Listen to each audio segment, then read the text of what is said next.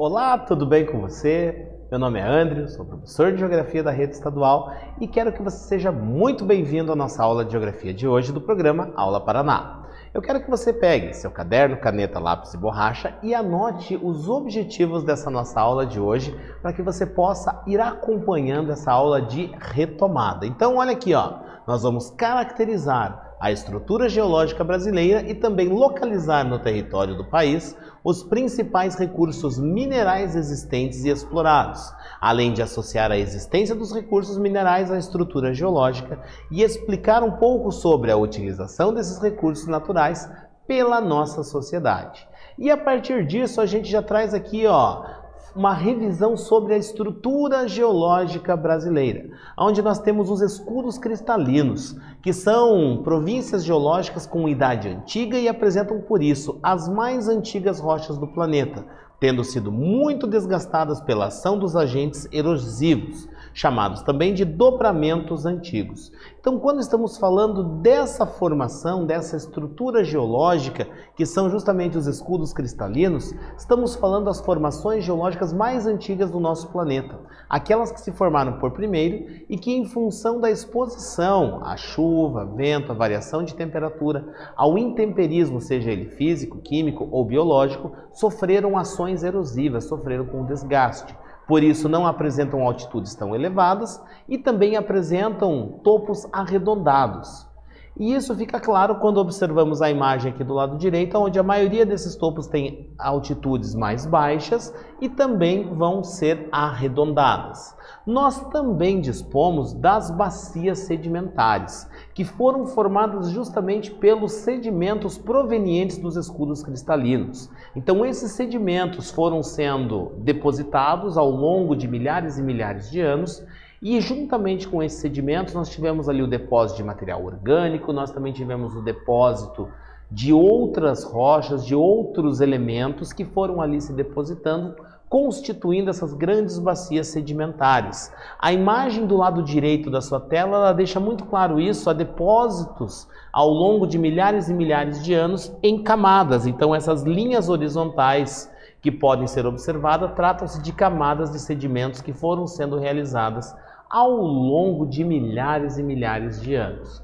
Mas também nós temos uma outra estrutura geológica que tratam-se justamente dos dobramentos modernos, cujas formas são bastante pontiagudas e a sua altitude ela é bastante elevada, pois são dobramentos, são estruturas geológicas com idade bastante recente, diferente do que acontece com os dobramentos antigos ou escudos cristalinos, que são formações bastante antigas e já sofreram ações erosivas.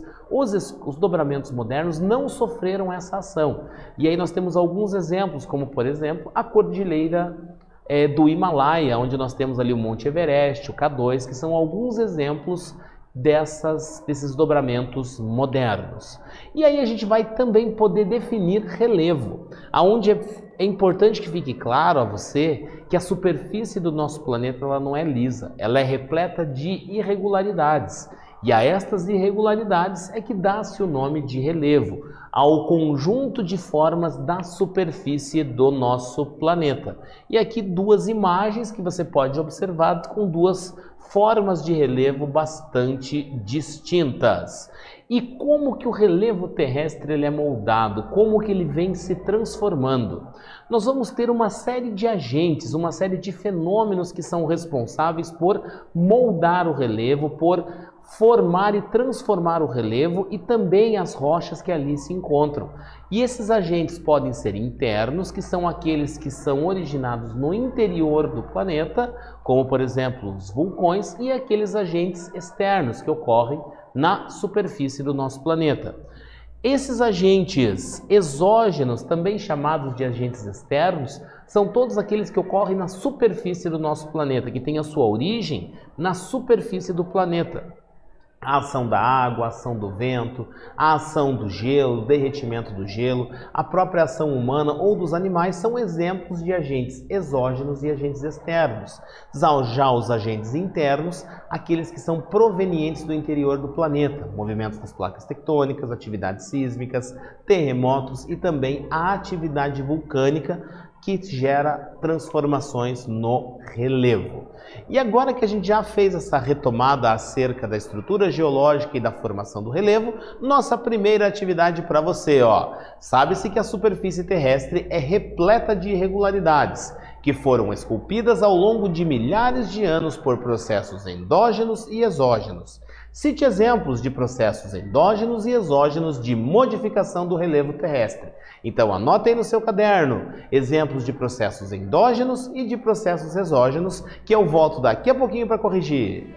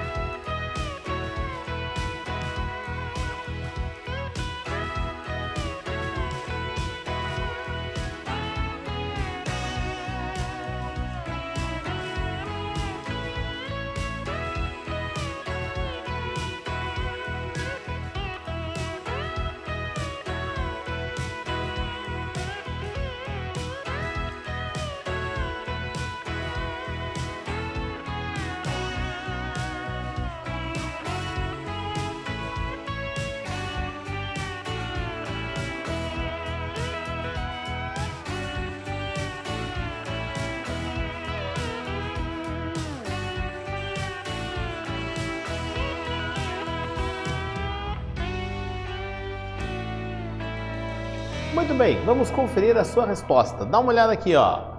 Nós vamos perceber que os agentes endógenos são aqueles que se originam no interior da superfície terrestre e modificam o relevo, como, por exemplo, a atividade vulcânica, os abalos sísmicos, além da movimentação das placas tectônicas. Já os agentes externos são os fenômenos que originam-se na superfície da Terra e modificam o relevo, como, por exemplo, a ação da água, do vento ou do ser humano. Seguindo com os encaminhamentos previstos para a nossa aula, a gente vai conhecer um pouquinho mais sobre as estruturas geológicas brasileiras, onde nós temos os escudos cristalinos e bacias sedimentares, que conforme você pode observar, nós temos ali os escudos cristalinos correspondendo a 36% do território brasileiro, e estes identificados na cor laranja no mapa do Brasil que você vê do lado direito da sua tela. Mas nós também temos as bacias sedimentares, que correspondem a 64% do território brasileiro, que podem ser observadas aqui neste mapa na coloração verde. Então a gente vai perceber essas características e também é possível de se concluir que no território brasileiro nós não dispomos de dobramentos modernos. Então nós não dispomos de elevadas cadeias de montanhas pontiagudas que tenham idade geológica mais recente. Quais são os principais os escudos cristalinos que temos no território brasileiro? Escudo das Guianas, escudo do Brasil Central, escudo atlântico, que podem ser observados aqui neste mapa com um detalhe aqui na cor laranja. Nós também temos as bacias sedimentares, aquelas que se formaram pelo depósito dos sedimentos provenientes das áreas mais elevadas, onde temos bacia amazônica, bacia do Parnaíba, bacia sedimentar do Paraná e também as bacias costeiras, aquelas localizadas nas regiões litorâneas do nosso país, aonde os sedimentos que ali se depositaram foram provenientes tanto dos processos erosivos do escudo atlântico, mas também foram trazidas pela ação da água do mar. E o que a gente vai encontrar nesses lugares? Que tipo de recursos minerais nós vamos encontrar nos escudos cristalinos e nas bacias sedimentares? A gente vai ter nos escudos cristalinos uma grande quantidade de rochas ali presentes e algumas delas apresentando minérios de utilidade econômica bastante significativa. A primeira que você vai poder ver na tela é o minério de ferro, bastante explorado principalmente no quadrilátero ferrífero de Minas Gerais e na Serra dos Carajás, no estado do Pará. Então esse minério de ferro ele encontra-se bastante presente nessa região ali, Minas Gerais, estado do Pará, nessa região também dos escudos cristalinos. Então a gente vai encontrar ali, ó, no escudo atlântico ali, nós vamos encontrar este recurso mineral presente. Nós também temos nos escudos cristalinos o manganês, que possui reservas consideráveis no Mato Grosso do Sul, Amapá, Minas Gerais e também no Pará. É utilizado para ligas metálicas, como por exemplo o aço e outras ligas de associação de metais. Então, o manganês dispondo desta característica encontrado também nos escudos cristalinos. E a bauxita e a cassiterita. Bauxita tem suas jazidas exploradas na região do Rio Trombetas, no estado do Pará, e ela é responsável pelo alumínio. E a cassiterita, para a produção de estanho, possui jazidas exploradas e exploráveis principalmente no estado do Amazonas, Rondônia e Pará. Lembrando sempre que nas regiões dos escudos cristalinos é que nós vamos ter esses minerais, esses minérios ali disponíveis. Já quando falamos nas bacias sedimentares, aquelas que se formaram a partir de sedimentos provenientes de outras áreas, a gente vai encontrar ali principalmente o petróleo. Nós vamos encontrar também o carvão mineral em algumas áreas da bacia sedimentar do Paraná. Em função do quê? Em função do depósito de sedimentos. Pois se pensarmos no processo de formação do petróleo ou do carvão mineral, todos eles estão associados a depósitos de sedimentos que foram compactados e expostos a uma grande pressão e a mudanças de temperatura ao longo de milhares e milhares de anos. E esses sedimentos que foram ali compactados, pressionados, sofreram uma série de transformações que resultaram, ora no petróleo, ora no carvão mineral. Quando a gente fala na formação do petróleo ou na formação do carvão mineral nessas bacias sedimentares, é importante a gente diferenciar que, para a formação do petróleo, a necessidade que o ambiente seja rico em umidade e material orgânico. Já quando falamos na formação do carvão mineral, o teor de umidade da região ele deve ser menor. E é por isso que nós encontramos o petróleo com uma viscosidade e o carvão mineral sendo uma rocha, um fragmento rochoso, que, quando submetido ao processo de combustão, ao processo de queima, libera uma grande quantidade de calor. Ao falarmos também no carvão mineral, a gente vai perceber que ele dispõe de características bastante peculiares, que quando comparamos o carvão mineral brasileiro ao carvão mineral existente no continente europeu, as propriedades do carvão mineral brasileiro são de qualidade inferior quando comparadas à do carvão mineral brasileiro. Quando falamos também nas bacias sedimentares e falamos na produção e extração de petróleo, a gente vai encontrar na plataforma continental brasileira também o petróleo sendo explorado nessa região oceânica. E agora a nossa segunda atividade. O petróleo é um combustível fóssil composto principalmente por hidrocarbonetos e que, depois de um processo de refinamento, dá origem a várias frações usadas em nosso cotidiano. Qual é o local onde é possível encontrar petróleo em território brasileiro? O tempo está na tela e estamos aguardando você!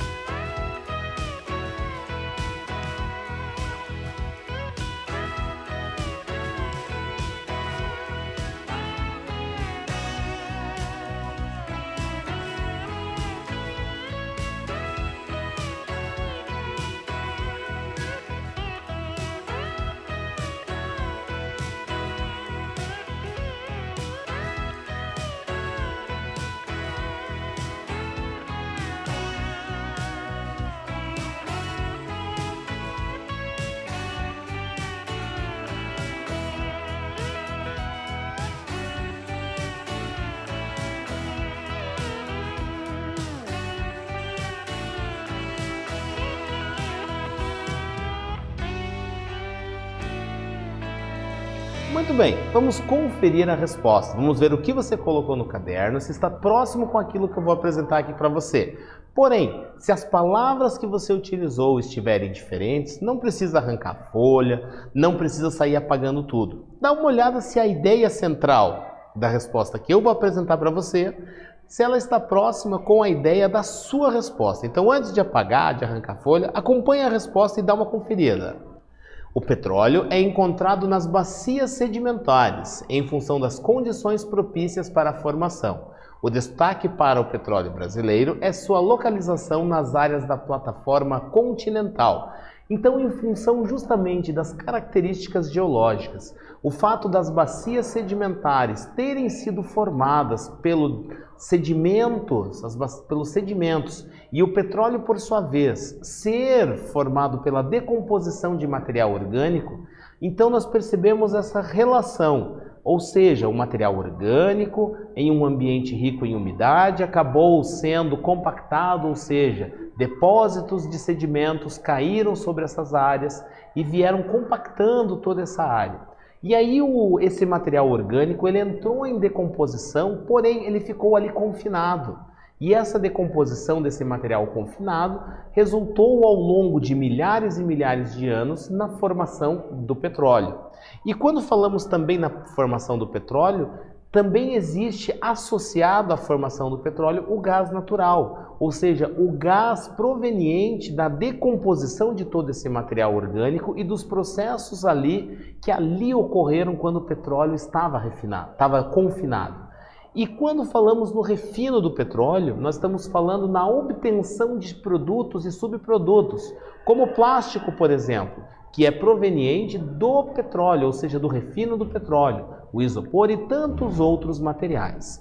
Quando falamos também aonde ele é localizado, justamente nas bacias sedimentares e principalmente na plataforma continental, ou seja, a área do relevo oceânico mais próxima ao continente, ou seja, áreas que estão cobertas pela água do oceano, mas que foram influenciadas pelo depósito de sedimentos, e ali foram sedimentos que foram depositados tanto provenientes da bacia dos escudos cristalinos e também foram trazidas com a ação da água do mar.